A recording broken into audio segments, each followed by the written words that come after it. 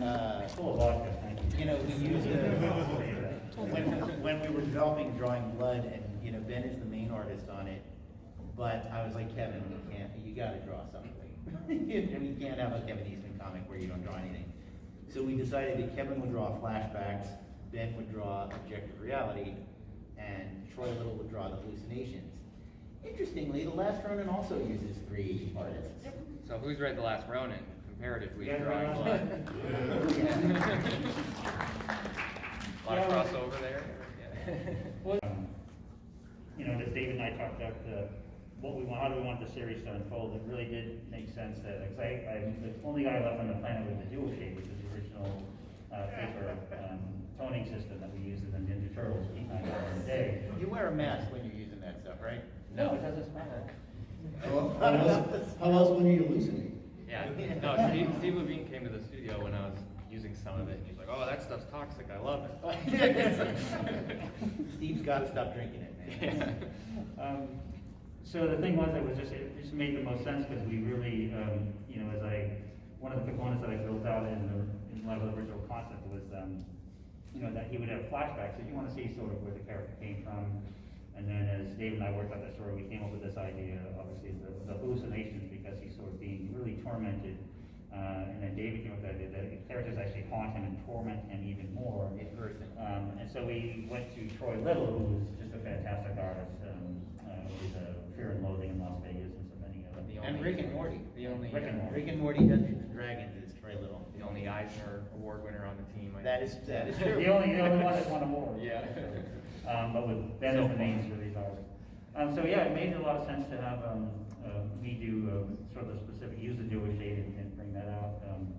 As it was, like, even when Tom and I were digging into Last Ronin, the evolution of that actually was almost, and we'll get into the details on it, but it was actually interesting that we originally had one artist that was going to do the entire series, and as that sort of didn't come together the way we planned, we wanted to stick with this one particular artist, and that's where, as David mentioned, we talked. He said we're going to have to put Drawing Blood on the back burner for David, and agreed to loan out Ben that we want on. Well, I was like deep in the pages, and I was like, things were falling behind, and I was like, yeah, let me know if you need any help, like just joking, because I obviously wanted it, but I couldn't because I was so busy. And then you were like, all right, talk to David. Maybe we should do this. And so as Tom and I started building up the world of The Last Ronin, it was like we said, well, let's do. Ben would do sort of, because it's very Dark Knight inspired in many ways, and so we'd have one series artist that would do the here and now part of the story, the ongoing story, but we wanted to do these very specific and powerful flashbacks. And so we said, well, why don't we do, so the main story with the Escorza brothers, and we'll talk about more of them in a second, and then have Ben do sort of Batman Year One, sort of the flashback stuff in his style. And then I think it was Tom too that said, well, you should do something in here. What are you doing? Following, and I said, well, this is like the same thing we're doing on Drawing Blood. And he said, well, you do some of the, because we have these exposition scenes that need to transition into some of these scenes. So that was, again, dug out the dual shade, and that took the key. Yep. One day you're gonna run out of that stuff. You're not gonna know what I to still do. got 300 sheets left, so it's like, Never mind. I gotta get that home and start drawing. So with Drawing Blood again, can't wait to get back to that, and we'll talk more. Hopefully we'll have plenty of time for questions at the end.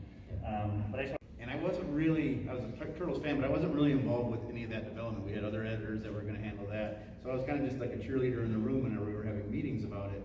And we had people pitching stories, and it was some big name writers, and they just weren't hitting for Nickelodeon. They were the ones saying, this is just not what we're looking for. But it was kind of one of those situations where I don't think they really knew what they were looking for until they saw it, and that happens sometimes.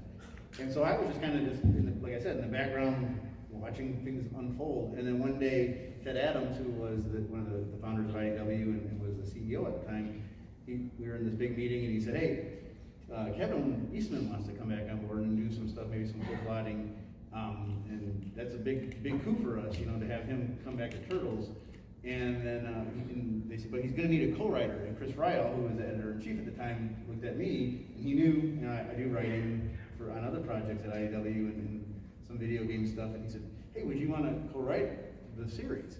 And I said, yeah, I couldn't say it fast enough, and then I realized, what am I saying? Because I had no clue what I was going to do. I had some ideas, but I hadn't really shared them, and they said, hey, we need a pitch by tomorrow, first 12 issues. So I went back to my desk, and I sat down, and I thought, gosh, what am I going to do? And the thing that I was working from at that point was, the one thing I always thought would be cool is if they were actually reincarnated. That was kind of a starting point for me, and that's kind of in our Turtle series.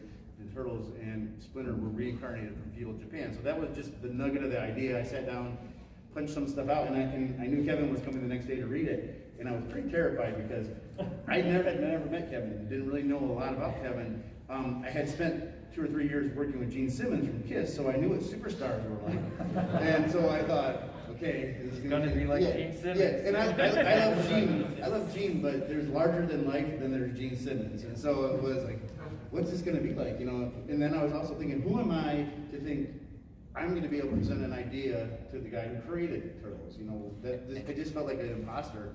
And Kevin came in, and turns out he's the nicest guy you can ever meet, period, not just as a creator or as a legend in this industry, just a nice guy. And we hit it off right away, and he had an idea for the story, and I thought, well, we're probably gonna go with Kevin's. And Kevin looked at his, and he looked at mine, and he said, we can do mine later. He said, with this reincarnation thing, he said, fans are gonna poop purple bricks when they see this. And then we hit it off from that point, and Nickelodeon was happy with what they were seeing, and you know, it took a couple weeks to get things exactly where everybody wanted it, and then it was literally 10 years of nonstop Turtles. No, I think that, you know, originally presented because it was so incredibly awesome was that I felt like he really, besides the reincarnation aspect, which I thought was fantastic, it really brought another whole layer of depth that I had never even imagined. That's it's so incredible, not only the whole experience of working with IDW, with the writers like Tom and other folks that we've been able to work with in and around the series, but the artists that bring some of those stories to life, which you know, they can all draw circles around me all day long, but they're so, you know, they make the old man want to step up his game a little bit, and really inspirational. But Tom, to me, really looked at the entire Turtles universes, like the original Mirage series, the Archie series.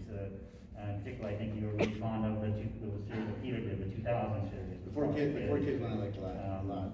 And so he sort of picked his favorite bits and pieces of all these different universes and sort of created this wonderful platform to start telling stories from, almost like a reinvention aspect with respect to all those universes, but also bring in existing characters, tweak them a little bit to the left, a little right, and make them a little bit newer, a little bit fresher, interesting, without taking away from the original source material, as well as being allow us the opportunity to bring in so many incredible other characters to that storyline. So, and I think when we first started working, and Tom did, again, it's like, you know, I'm kind of like, at most, sort of riding the passenger seat, and Tom was firmly in the driver's seat, and I think we would have some of these story sessions that would be like, man, if we could only get at least 1 year. Oh yeah. If we could do it for at least a year, I think we Please, 4 issues. Please, 12. Yeah. Never thought I'd be saying, please, 100. Yeah, so thanks to you all coming out and supporting what we were doing with the ongoing series, it was 12, then 24, then suddenly, but again, you know, with all respect to, and some, you know, Tom was really the driving force. We had great partners and input from Nickelodeon, we had other people that were working, but Tom, at the end of the day, wrote all 100 issues, and just a huge fan of everything in that series, including, you know, I think it was, by the time we got to issue 50, Tom started saying things like, we really need to add a female turtle, and I don't know how to do it yet, but I have some ideas, and let's see how it evolves. And I think that's one of the things that I was so impressed with, everything that was done on Turtles ongoing series. It was always story driven, it was story first, it was never like gimmicky, like, hey, how about we kill a character, maybe try to raise sales a little bit, let's do this because we think it might raise sales. That was rarely, if ever, or never, I would say, part of the equation. It was always like, let's tell it naturally. Specifically to Turtles, but just in general, I kind of have a rule creatively as an editor or writer, I won't pander just to sell issues or to think I'm going to please somebody. If it doesn't push the story, if it doesn't help the narrative, it is just pandering. That's my opinion, and I stick to that pretty militantly almost. I mean, it's just, it has to be story first, characters first, and those things will come together. If the story's right, it'll come together organically, it'll come together naturally. And with Turtles, that's what happened for us a lot of times. And there were times we had characters, you know, like, for example, I always mention Leatherhead. We sat on Leatherhead for a while because it just wasn't time for Leatherhead to be in the story. It wasn't because we didn't want Leatherhead in the story. I kind of one of the first years we were working on the book, precious little girl came up to the microphone and said, why isn't there a girl turtle? And I thought to myself, well, yeah, why isn't there a girl turtle? I mean, I knew the history of Venus and things like that, but I felt like that was really the moment for me where I want to find a way in our universe to make that happen, but it had to be right. And I would have gone 100 issues with no female turtle if I thought it wasn't working for the story, if I didn't think we had the right character to go to that next level. And with Jenica, which was just kind of a happy accident, you know, and there were a lot of happy accidents, that's how Jenica came about, because she was the right character for that role. Yeah, it was like, you know, it was really sparked, and as it evolved, with the creation of the character Jenica, which was an assassin that was introduced in 51, I believe. Yeah, that was Bobby's idea, and she was a throwaway. She was literally, there was a couple characters that were probably gonna be throwaways that have become my favorite characters. Harold Wilczek, you know, the great Brian Lynch brought him in just for one of the macro series of Donatello, and he was really busy with the Hollywood stuff he does. He said, hey, can you script this one for me? I can't get to it. So I sat down and I'm reading his plot, and I said, this is the greatest nerd character I've ever seen. I love this guy. I'm never gonna let him go. You know, Alapex, another example. That was Brian's creation. Yeah. But Jenica, the same thing. It was just a happy accident. Bobby said, hey, Splinter's taking over the Foot Clan. Bobby Chernow, our editor, he said, maybe we have a story where there's going to be some resistance to him taking over from, you know, people who are loyal to Shredder. And so he said, how about an assassin? And then he said, maybe it'd be cool if she's a female assassin. I said, that'd be cool. And then I was honestly thinking, okay, when Splinter unmasked, what would be the last thing you'd expect to see? And I thought, like, this tank girl looking, you know, real harsh haircut, blonde, blue-eyed girl. I just thought that just seemed like a kind of a shocking reveal. And then I said, well, my family's Finnish, you know, so I thought, let me look up some Scandinavian names and see just a cool looking name. And my first rule was no names that start with the letter A, because we had Alapex, Angel, April, there were so many A's. And I was just going through and I saw the name Jenica, and it was one of those things where it just jumped off the page at me. And I thought, this is a really cool name. I'll give her that name when she reveals herself.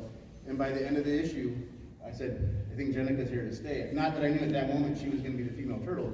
I just knew she could become kind of a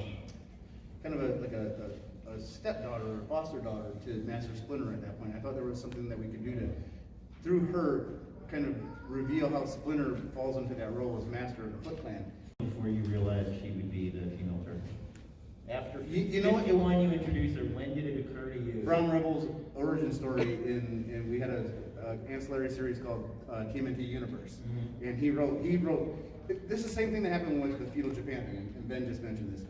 You know when something's working that you created. So the feudal Japan thing I thought was really cool, kind of a different background, the reincarnation. And then Eric Burnham and Mateus Sandaluco teamed up on Shredder, or Secret History of Foot Clan. That's what brought me to the IW series, that one book, and then I was like, okay, gotta go back. Yeah, and that's when you know, when you do something, you're like, oh, people are getting it. And then they do this wonderful miniseries, and I'm like, people are getting it, and it's actually cooler than I even expected it to be. I didn't know there was so much to build off. There's a page in that book where Shredder's being reborn, his skin is growing back, and it's like inside out boy essentially, and he steps out of like the sarcophagus or whatever, and it just goes to his bloody footprint, and you're like, that's brilliant. And that's when you what know the hell? When something's working, like, 'cause you don't always know. You know, I first have to write for myself, and if you're a creator, that's what you should do. Create for yourself always, because if you don't like it, odds are nobody else is going to like it. It has to come from the heart. And so the reincarnation thing came from my heart. I just never expected. If he was able to take her and do this with her, then there's more to be done. And that's when we started. That's it. It was a year. How many years after 51 was that? Gosh, it was probably within a year after 51. Oh, yeah. But we're still probably in our, what, because she came in 51, it was probably around issue 70 or so, where we started talking about doing that with her, and we didn't do it until issue 95. Yeah. Because we weren't going to do it until there was a way to do it, and we thought it had to work. That's something that I found with comic book writing. You can plan for the future, but to quote one of my favorite writers, a plan is just a list of things that aren't going to happen.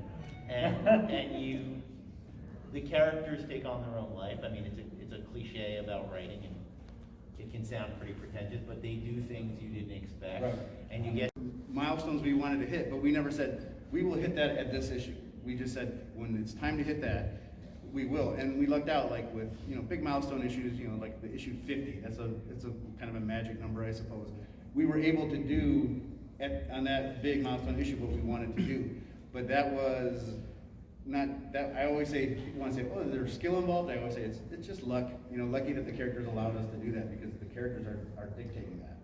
That's you know, it's interesting, it's a great segue into the evolution of the Last Ronin, because it was under fairly similar circumstances in the sense that when Peter and I had done issues 1 through 11, which and the additional one-shots on each of the turtles, we had reached a kind of a full story arc that we loved, and was sort of the foundation which became all things turtles, obviously, but we were sort of like, well, that big question mark of where do we go from here? And so this is in 1987, and so we had this discussion where it was like, well, let's look 30 years down the road and come up with a story that sort of tells where they are 30 years from now, and we sort of, that gives us a lighthouse beacon that we can navigate towards. And that's where we started sketching out as about a 20-page outline with sketches and annotations, which some bits and the pieces I showed yesterday and will be probably in a collection at some point. But this was the foundation which will become Last Ronin. And so we did that. And around that time in 1987, that's just when the cartoon show started taking off. The toys were introduced in 1988, and suddenly, you know, Peter and I were now spending 90% of our time doing the business side, or handling, you know, working on the toys and the animation and the movies and stuff, and the comics is kind of pushed further and further away. And eventually it was shelved. And, you know, as Tom and I, and again, you know, as Tom's navigating and getting us to issue 100, and we were going through that process, we would have these, you know, mind melt meetings regularly, and we'd sort of kind of sit there, 15 minutes already? We really talked that long? And everybody's still more or less awake. So anyway, so we were looking at, okay, well, after issue 100, where are we going to go from here? And I mentioned this idea that Peter and I came up with. You know, this was 2018 we started having this conversation. So the story that Peter and I wrote was set in 2017. The far future of 2017. And unlike Blade Runner, Peter and Kevin's future came true. I said, we can't use this because everybody would say, this is boring, we already have all that stuff. Yeah. So it was a great. That's kind of the muscle memory you have. And we kind of went into it like that at first, and we realized this is not, this won't work this way. You know, it can't work the way that Ongoing did. And I know Kevin may never admit this, but I know Kevin, it was important to Kevin, but once we started, he realized, this is my baby. This is my opus right here. This is beyond what I expected it to be for me, as far as how important it was. And that's when I said, Tom, you need to step back, because this is Kevin. Let Kevin drive this car right now. I'll be Robin, you be Batman. And it's been exciting for me because I get to watch literally a master at work. Where and be a fan, you know, where I'm lucky to, you know, participate and put my 2 cents in here and there, but it's fun to be surprised, you know, and not because Kevin is able to do this, but just because the things he'll come up with sometimes, I might even sometimes go, I'm not sure if I get it, and then I'll see, it really is exciting to be able to be on the other side and watch somebody do what they do and do it so well, and that's where I am with Ronin. And matter of fact, some of the stuff, the discussions we had for number 5, I will tell you guys this, I had a lot of allergies, my eyes kept watering as we were plotting number 5. Number 5 is going to be just get ready. You won't expect what's coming, you won't. And we didn't either, because we didn't know it when we started. So it's Ronin. Don't say it. I'm just kidding. We have a thing at IDW that we're talking about, and this is all I can say is, there's the Last Ronin, but we've begun to talk about a thing called the Ronin verse. That's all I'll say. I know we're running up against the clock here, but I feel like we can wrap up a bit at the end. But if anybody has any questions, Microphone right there. microphone in the center, I think we've probably got time for it. Either ask questions or sing karaoke. Feel free to shout out for the. Yeah, I think that mic probably needs to be turned on, but There. no, it's good.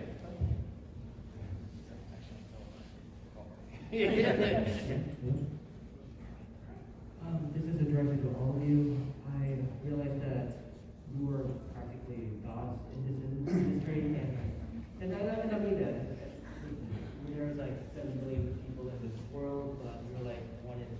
you're like 4 out of 7 billion, so what do you do to make your work stand out more than anyone else? TMNT Ninja Turtles is globally recognized, successful, so what did you do that made you different from everyone else? Who did you talk to, what did you do? I like to know, we don't like to know. We just steal everything.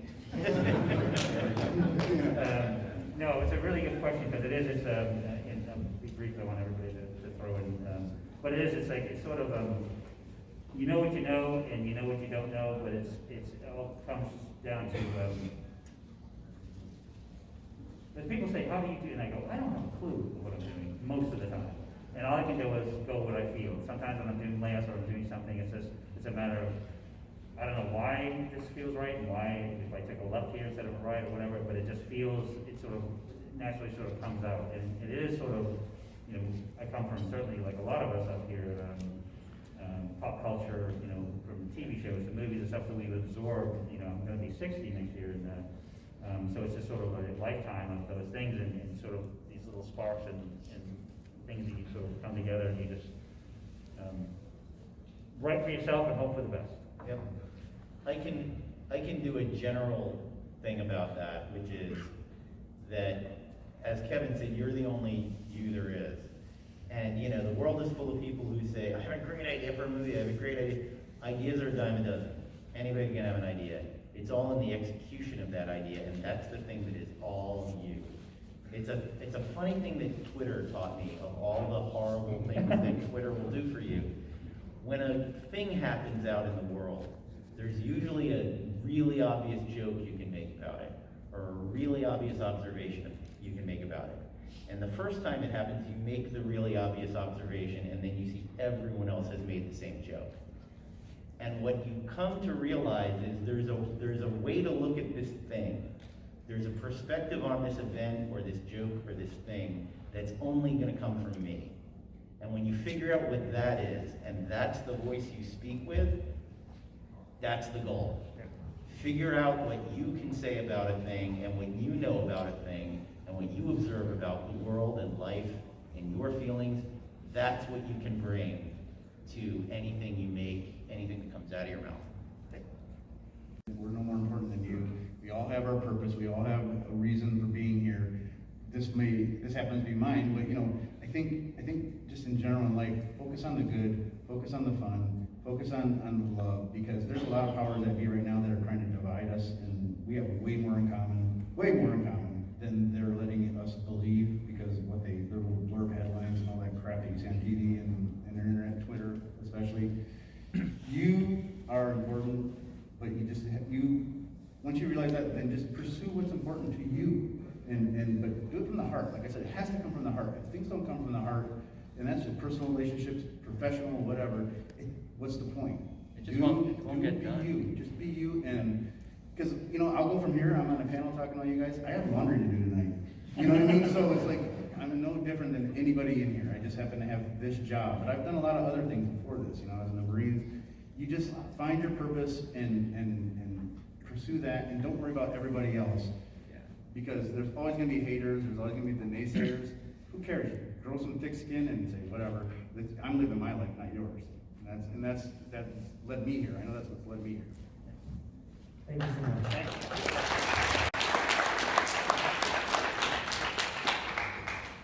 I think my question is just a lot more straightforward. Do you think there's going to be a future feature film about the Last Ronin? Does it have visibility? Oh, man. There's a film about, what's it about doing a film for the Last One? Oh yeah, that's my like pinned tweet online for the last forever is I'm campaigning for Jim Henson suits, Judith Hogue, Elias, everybody back. Imagine old lady April, Judith Hogue with the metal arm. I'll speak from the business side, because I work at IAW as well, so I see kind of things from both perspectives. We're the creators, but as the business side, and I can, you know, to a certain degree, speak for Nickelodeon and Viacom. We, and Kevin as well, we knew this would probably be popular, we knew it would probably be big. It's far outperformed what anybody expected that's involved, by far. I mean, beyond belief. So I think what's happening right now is both IAW, Nickelodeon, and Kevin and I, and Ben and all the creators, we're adjusting to the success. And what does that mean? like our stories, it's an evolving kind of a process right now where we're going to take this, because the things that are being planned, the things that are being discussed, were never even on the table when we started. So there's, because of you guys, and thank you so much for supporting this, I don't see this going away. Thank you. So I think, yeah, we're down to like. We gotta wrap up. We gotta wrap up. So let me try to wrap things up. First, thank you all for coming here and sitting down and listening to us talk. We really appreciate it. It's sort of like,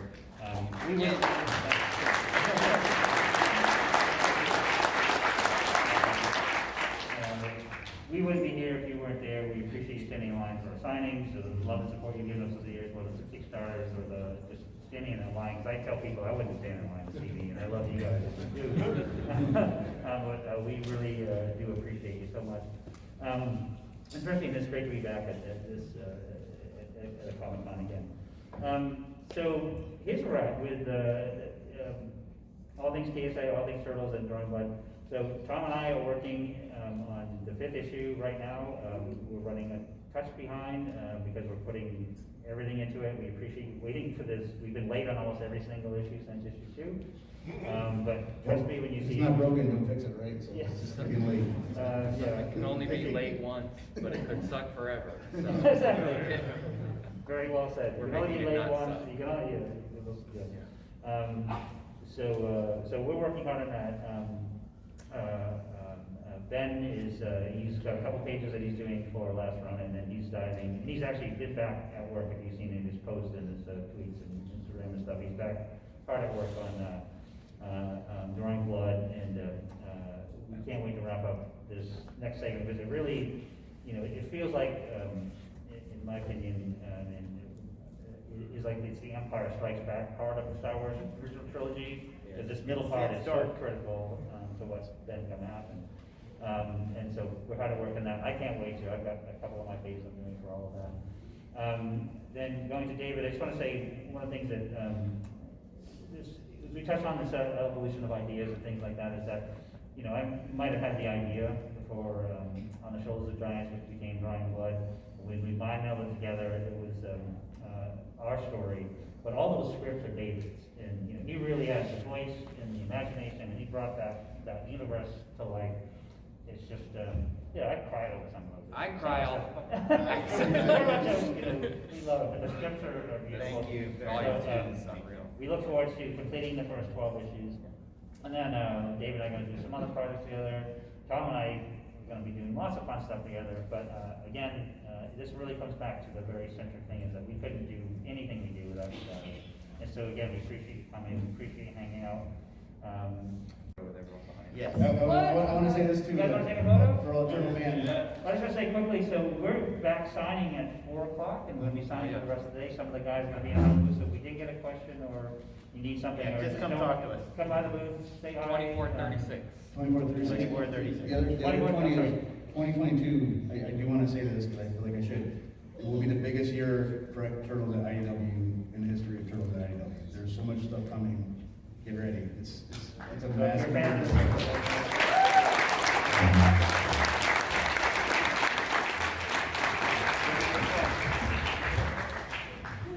Dang, awesome. This is Thanks, everyone.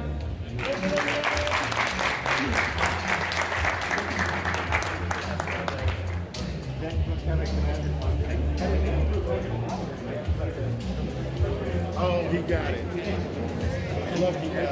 Thank you very much. Appreciate it. Thank you so much, sir. Appreciate it. Thanks. See you down. Folks are going to be stepping out. They also are down on the floor, so feel free to reach out to them there. We're going to get ready for the next panel.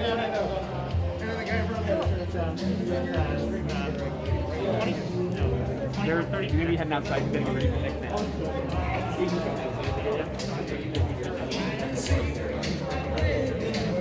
Thank you so much. Good, thank you very much for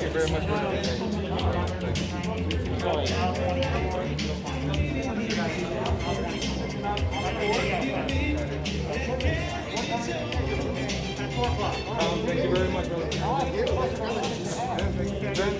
Practice at 4 o'clock, right?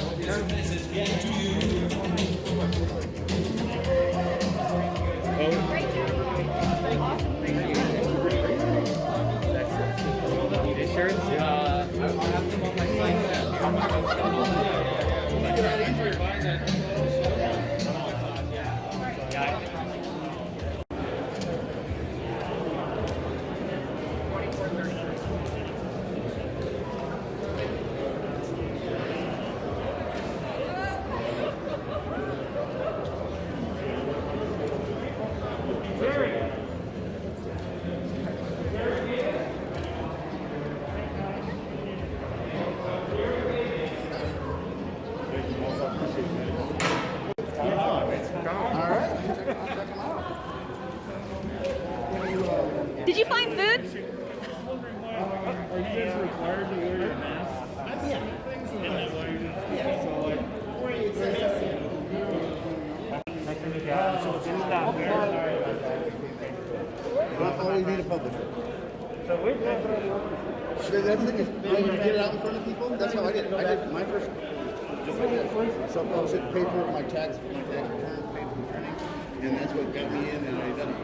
So, like I say, just keep doing it. So we just finished up the panel, and we're doing some meet and greets outside with Tom, Kevin, Dave. So it's pretty cool. And then they're going to be heading downstairs to do another round of autograph signing.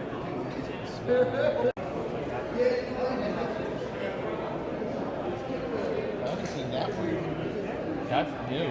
I haven't seen it for He's got his head down. Yeah, I've got some in here. Thanks. Be careful, I'll stay wet for a minute. Thank you.